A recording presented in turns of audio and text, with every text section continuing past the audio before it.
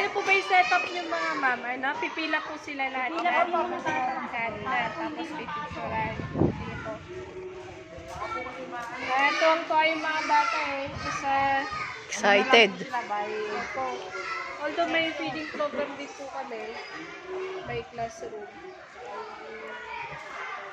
Ang impact po kasi noon, yung mga hindi pumapasok, papasok. Kasi nabalitaan nila na may feeding. Siyempre, papasok sila. Ang ganito po, pwede po kami magdandak ng feeding program once a month po. Ay, As part of your Mainam po health yun. para sa ano po ng welcome po pagkasi kabubuti po ng mga bata. Kasi po malaking impact po yun sa mga batang ano eh. Opo, para sipagin sila sa pagpasok. Kasi yung totoo po dun sa iba po, ano, yung iba talagang walang Makain. umaga. Opo. Although, magluluto sila siguro mga alas 9, Opo, pagka po kasi gutom, di pumapasok yun. Itutulog na lang nila. Kabawang kailangan po.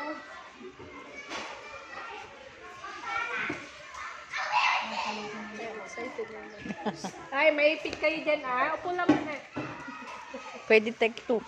Sige po, tapusin ka lang po muna. Excuse lang po muna na po. Prepare lang po namin dito.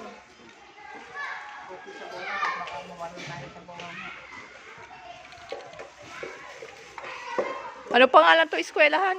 Silagan Elementary School. O, ayan na. Ikaw na eh. Eskwelita.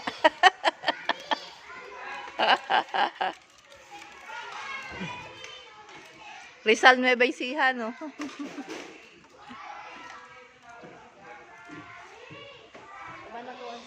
Hindi. Rizal Nueva Ecija nga eh.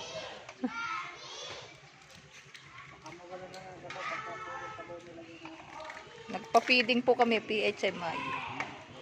Chapter Rizal and Cabanatuan City.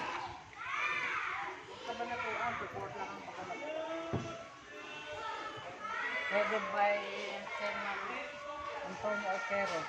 Yan po. Pangalawang ano na po ni Sir Otero. Feeding program niya. Napakala sa May pasok ang tinataon natin yung pasigawan mo. una sa General Luna School. Ito po yung second sa Kasilagan School po. Para po sa mga bata.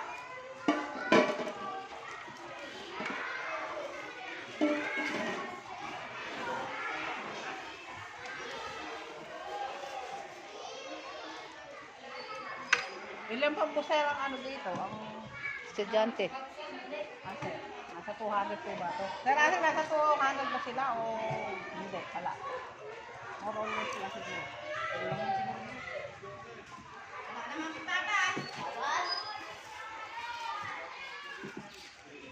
Ito walang kutsara. Eri po, oh, dalawa lang, walang sabaw. Oh. Okay na yan. Yan. Pengi po ang 2 kutsara, please.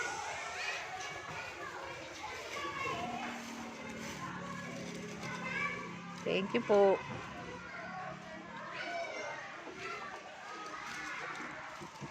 Lumabas-labas ka dun sa harapan para